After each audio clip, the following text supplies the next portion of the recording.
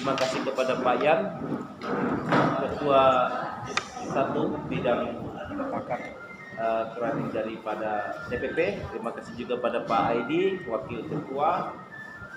Karena Ketua hari ini sedang berhalangan, jadi diwakili oleh Ketua. Terima kasih juga pada Pak Kerubinus sebagai Sekretaris DPP berkenan hadir, dan kepada bapak-bapak sekalian yang lama maupun yang baru, karena semua anggota Bapakat itu adalah bapak-bapak Katolik, termasuk juga kita yang menjadi pengurus. Berikut saya akan laporan pertanggungjawaban atau LPJ bapak-bapak Katolik, dulu namanya Bapakat, Paroki Bunda Maria Jeruju, Pontianak Barat, Uskupan Agung Pontianak, periode 2018-2022. Saya akan bacakan latar belakang. Kami mengucapkan syukur atas berkat dan pernyataan Tuhan kepada kami sebagai pengurus Bapakat Paroki Bunda Maria Jeruju yang telah melewati 4 tahun masa baktinya terhitung semenjak tanggal 18 Desember 2018 dengan SK nomor 139/SK strip DPP /11 Romawi /2018. Masa periode sampai dengan 8 Desember 2022. Selama masa bakti tersebut kami memulai dengan ide-ide dan kreativitas meskipun dengan segala keterbatasan kami. Ada beberapa kegiatan yang terlaksana, juga banyak yang tidak terlaksana. Kami juga melewati masa-masa pandemi COVID-19. Meskipun demikian, kami bisa hadir di setiap kegiatan dan program kerja DPP Paroki maupun kegiatan-kegiatan perlombaan. Tujuan: sebagai pengurus Bapakat Perdana, kami memilih Santo Yosef sebagai Santo Pelindung dengan moto Pro Ecclesia et Familia, atau untuk gereja dan keluarga, dengan visi terwujudnya Bapak-Bapak Katolik sebagai pilar dan gereja dan masyarakat. Ulangi, terwujudnya Bapak-Bapak Katolik sebagai pilar dalam gereja dan masyarakat. Misi: memperkuat kualitas Bapak-Bapak Katolik, meningkatkan sukacita, berbelas kasih dalam komunitas, meningkatkan semangat pelayanan bagi gereja dan keluarga, dan terciptanya unit usaha kreatif dan koperasi. Visi dan misi tersebut diharapkan Bapak-Bapak sebagai wadah dan sarana kepada Bapak-Bapak Katolik di lingkungan Paroki Bunda Maria untuk mengingatkan kembali jati diri Bapak-Bapak sebagai laki-laki yang mengemban tugas sebagai imam, nabi, dan raja di lingkungan keluarganya yang telah kami rumuskan dalam program kerja Bapakat Bunda Maria Jeruju terlampir. Supaya program kerja tersebut terlaksana, kami juga telah merumuskan uraian kerja atau job description ketua, wakil ketua, bidang-bidang, dan lembaga-lembaga masa bakti tahun 2018 sampai dengan 2022 terlampir. Bab 2, kegiatan dan aset.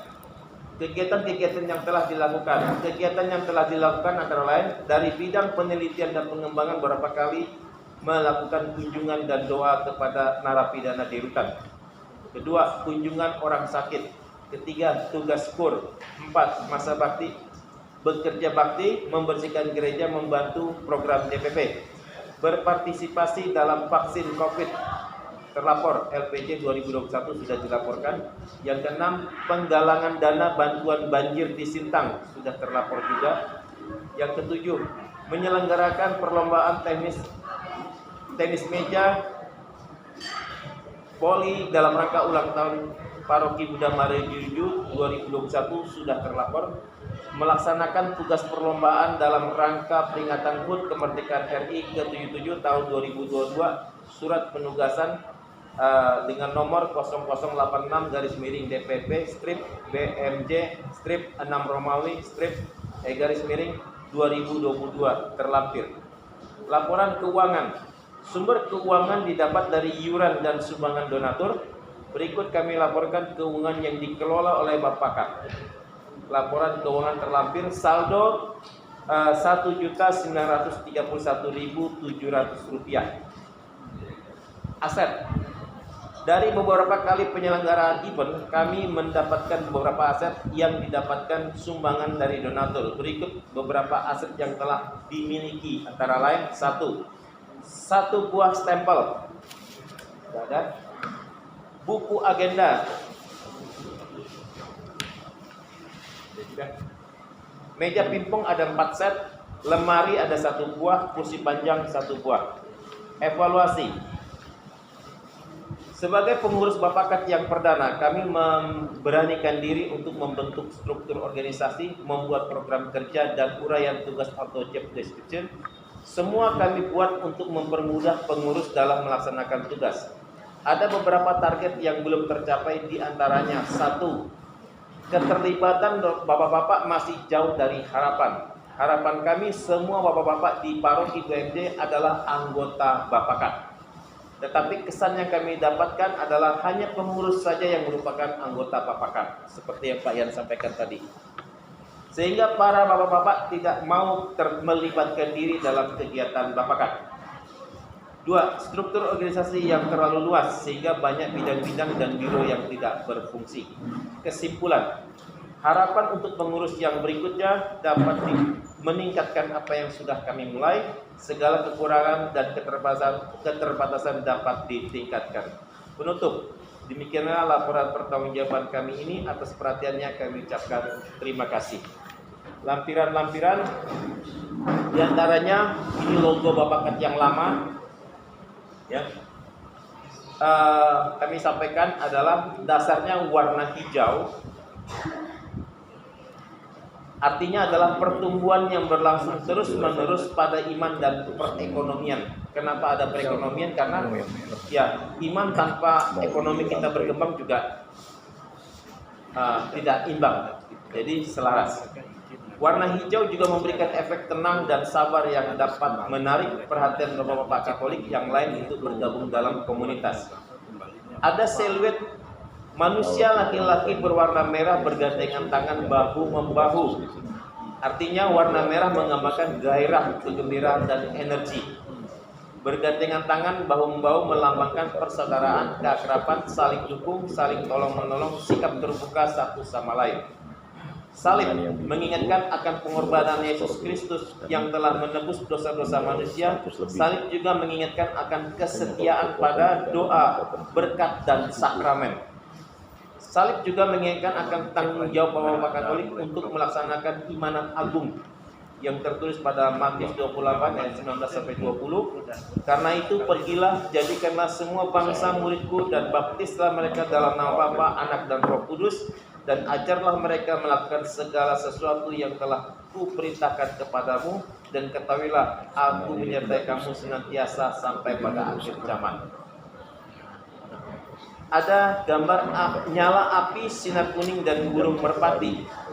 Dalam lidah-lidah api, Roh Kudus turun atas para rasul pada pagi hari Pantekosta dan memenuhi mereka. Ini diambil dari Kisah Para Rasul ayat 2, bab 2 ayat 3 sampai dengan 4. Dalam tradisi rohani, lambang api dikenal sebagai salah satu lambang yang paling berkesan mengenai karya Roh Kudus. Ada pesan adalah jangan padamkan api, dari 1 Tesalonika 5 ayat 19. Burung merpati melambangkan kesucian dan kelemah lembutan. Ada juga gambar kitab suci. Kitab suci mempunyai makna terdalam, yaitu sumber iman, pedoman hidup, dan sumber segala pengetahuan. Gambar Bunda Maria menggendong bayi Yesus itu melambangkan pelindung kita adalah paroki Bunda Maria Jerujo. Burung enggang melambangkan tanah Kalimantan. Ini lampiran-lampiran SK dan seterusnya sudah kami lampirkan. Dan Bapak-Bapak juga kemarin kita sudah menyelenggarakan panitia HUT yang ke-77. LPJ memang terlambat karena beberapa sampai sekarang pun sebetulnya tidak lengkap laporan keuangannya. Makanya kemarin saya menunggu tidak ini. Saya terpaksa laporkan apa adanya saja yang saya terima, ya. Untuk semuanya ini saya kira cukup karena kemarin laporan sudah kita buat ya Pak, sudah kita bacakan ya. Nah ini dalam bentuk lampiran-lampirannya. Oke, dari saya sebagai sekretaris yang lama, saya kembalikan kepada Pak Ketua, mungkin untuk menyerahkan kepada yang pengurus yang baru ya. Atau saya sekretaris kepada sekretaris yang baru. Ketua yang lama mewakili ketua yang lama, yang baru saya. Kan gitu. Nah, gitu ya. Ya, Bapak saya aja kan gitu. Oke. Baik, tolong dokumentasinya. Ini ada beberapa file-file, termasuk juga di sini juga ada satu flash disk ya. Ini semuanya nanti Pak Sekretaris menerima. Ini adalah satu ini stempel yang lama, namanya masih Bapakat ya. Jadi mungkin yang baru sudah bikin stempel baru karena kan sudah Bapakat. Tapi saya serahkan. Ini adalah flash disk. Untuk rata-rata semuanya sudah ada di sini. Jadi secara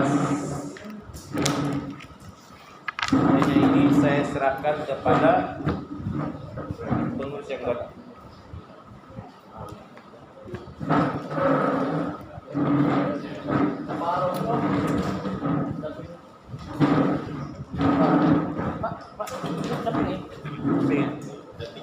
Ya.